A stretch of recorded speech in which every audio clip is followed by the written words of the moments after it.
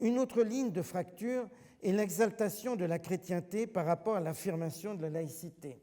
On peut distinguer De Gaulle qui se présenta devant le Saint-Père avec une vraie déférence, comme un catholique qui est président de la République, mais en prenant soin à la Maritain de distinguer les plans.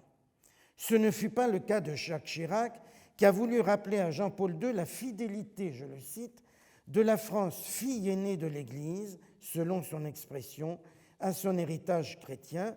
Cela ne l'empêcha pas de prendre par la suite une position opposée lors de la discussion de la Constitution européenne, ou de Nicolas Sarkozy, dont le discours au Latran en 2007 souligna les liens entre la nation et la religion catholique, suscitant de très nombreux débats en France.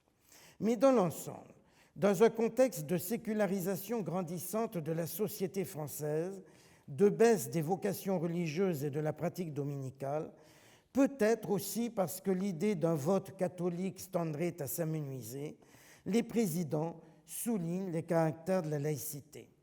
Celle-ci, fondée sur la séparation du religieux et du politique, garantit la liberté pour l'État d'adopter des lois qui ne soient pas forcément conformes à l'enseignement de l'Église.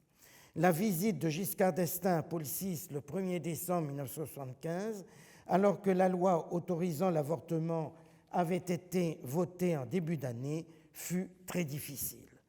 Depuis, d'autres lois dites sociétales concernant le mariage, la procréation, la bioéthique ont pu crisper les relations ou rendre plus délicates les visites présidentielles.